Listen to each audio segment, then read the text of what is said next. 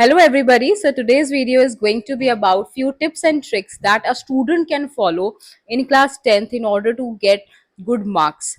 So we have a student of school DPS who has recently got 97% in her class 10th, and now she is going to share her journey across the class 10th. How did she study? What resources she had used to achieve such a great success. So I welcome Vanya Kakkad on the show today in order to share her secret journey to secure good marks. I hope this video is really going to help you out all. Okay, Vanya, so can you please tell us something about your academic journey so far? Thank you for inviting me. My academic journey has been a balance of friends, fun, and also a bit of study. It has been great. Okay, so as you told us कि आपकी जो journey रही है वो it was a bit mixture of friends and fun, so it means आपने बहुत ज़्यादा studies का प्रेशर नहीं लिया.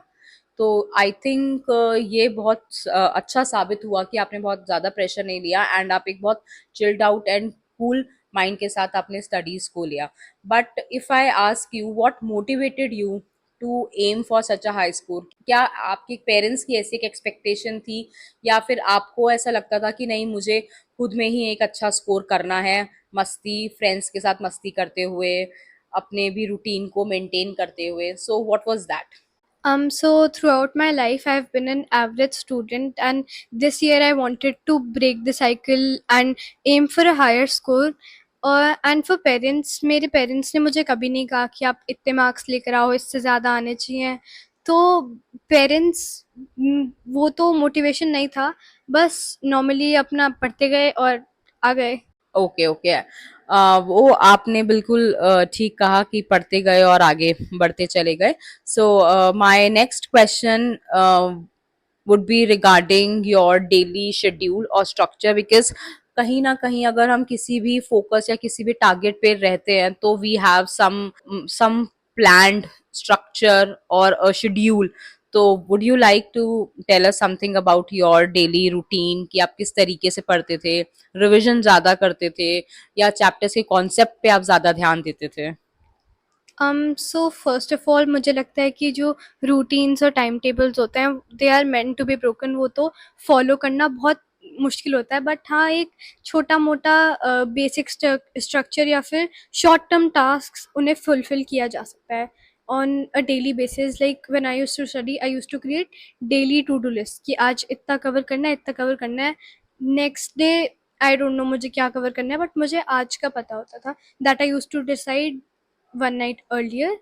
Baki, I believe that regular tests and regular revision is very important. I was lucky enough कि मेरे स्कूल में weekly test होते हैं जिनमें हर मंडे टेस्ट होता है. तो anyhow I had to study for the test. तो मेरा बार बार रिविजन होता रहता था उससे. तो एंड में आने तक इतने सारे एग्जाम्स दे लिए थे कि वो फ्लो में आ गया था. मान्या, सो यू टोल्ड अस कि आपने कॉन्सेप्ट्स भी बहुत अच्छे से समझे एंड उनको रिवीजन भी आप हैंड टू हैंड करते गए. सो क्या एक जो रिवीजन रूल चलता है 2-4-6 का, कि आपने कोई भी चीज पढ़ी है, आप पहले उसको करने के बाद, कॉन्सेप्ट समझने के बाद, उसको लर्न करने के बाद सेकेंड डे रिवाइज करें, फिर आप उसको फोर्थ डे दोबारा रिवाइज करें एंड फिर आपको सिक्स डे आप फिर रिवाइज करें, सो दैट कि जो भी आपने मटीरियल कंज्यूम करा अपने ब्रेन में वो आपका एटलीस्ट आपकी वर्किंग मेमोरी से आपकी एक लॉन्ग टर्म मेमोरी में चला जाए. तो एक ये नॉर्मली रिवीजन का रूल होता है जो मुझे लगता है कि एक हर स्टूडेंट को फॉलो करना चाहिए. तो क्या आपने भी यही वाला रूल फॉलो किया था, या फिर it was something else in your mind, कि जब आप उसको रिवाइज करते थे कॉन्सेप्ट्स को? क्योंकि बहुत सारे सब्जेक्ट्स होते हैं, वी गेट कंफ्यूज कि आज हम कौन सा सब्जेक्ट पढ़ें एंड कौन से सब्जेक्ट को जो हमने कल पढ़ा था उसको आज के टाइम के लिए रिविजन के लिए रखें या कैसे रखें. सो how did you manage to do all these things? First of all मैंने कोई ऐसे रूल्स तो फॉलो नहीं किए, बट आई एम श्योर जो कोई भी फॉलो करेगा उनको बेनिफिट ही होगा. बट फॉर मी, जैसे मैंने कहा कि मेरे स्कूल में एग्ज़ाम्स होते थे, तो उससे पहले anyhow I had to revise. And for revising I relied on notes and PPT, and वो मेरे लिए बेस्ट रहते थे. एंड बाकी मेरे पास दो टाइप के नोट्स होते थे. जो मैं एक्चुअली खुद उतने ज़्यादा नोट्स नहीं बनाती थी, मैं ऑनलाइन नोट्स के लिए ऑनलाइन नोट्स पे रिलाई करती थी ज़्यादा. एक तो होते हैं कंसाइज और शॉर्ट नोट्स जिनसे आप सिर्फ रिवाइज करते हो, और एक जिनमें थोड़ा थ्योरी पार्ट ज़्यादा होता है जो आपको एक एग्जांपल देते हैं कि आप आंसर कैसे लिख सकते हो। तो अगर आपने कॉन्सेप्ट समझा और उन्हें एक बार बस रीड कर लिया है तो you kind of get the idea how to write an answer. Okay, so जैसा आपने हमें बताया कि कुछ नोट्स आपने ऑनलाइन से प्रिपेयर करे थे, so from where did you get those online notes? So can you please tell us something कि ऑनलाइन ने आपकी क्या हेल्प करी नोट्स को प्रिपेयर करने में? Sure. Actually, YouTube and online classes have actually played the most important part in my academic journey. मैं completely उन्हीं पे rely करती थी। मैंने सारे subjects उनसे पढ़े हुए हैं। Even though I had tuitions, but मैं उन पे ही ज़्यादा rely करती थी। एंड मैं जिन चैनल्स को फॉलो करती थी वो जिन पीपीटी से पढ़ाते हैं वो एक्चुअली अपने डिस्क्रिप्शन बॉक्स में लिंक कर देते हैं। सो एक बार ये अच्छे से वन शॉट को समझने के बाद I use to read the book and just read और गो थ्रू द पीपीटी जो वो शेयर करते हैं। Okay. So can you please name few of the channels जो कि स्टूडेंट्स फॉलो कर सकते हैं, जो आपको लगा कि क्लास 10th के कॉन्सेप्ट्स को बहुत अच्छे से क्लियर करा रहे हैं? क्योंकि बहुत सारे चैनल्स हैं and I believe students usually get confuse कि किस चैनल को फॉलो करना चाहिए, क्योंकि हर चैनल का एक कॉन्सेप्ट अलग होता है पढ़ाने का। सो अगर आप कुछ उन चैनल्स के बारे में बता दें जो आपको लगता है कि yes it is going to fit most of the students, so I think it is going to be great for everyone to know about those channels.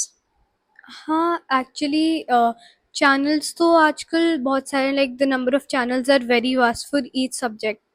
तो मैं एक बार आपको सब्जेक्ट वाइज बता देती हूँ and it's actually different for everyone, किसकी किस teacher से ज़्यादा अच्छी लाइक बॉन्ड बन पाते हैं या ज़्यादा उससे समझ पाते हैं, बट फॉर मी जो थे मैं उन्हें बता देती हूँ। So for SST I think कि सबके लिए दिगराज सर ही होंगे और वो नोट्स भी प्रोवाइड करते हैं अपने। जिन भी मैं यूट्यूब चैनल्स का नाम ले रही हूँ उनके मोस्टली ऑल्टरनेट टेलीग्राम चैनल्स होते हैं जहाँ पे वो पीपीटीज देते हैं। तो for SST Digraj sir, for science I followed PW physics Wallah and Prashant Kirat when I had less time, वरना PW is best for biology and chemistry.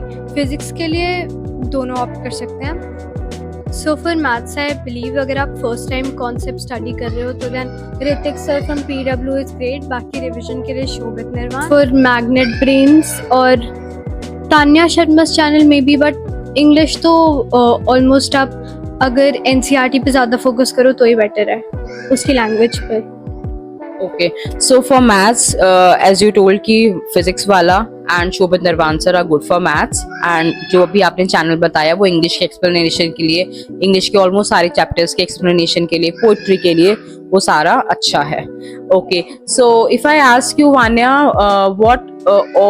what kind of resources did you actually utilize?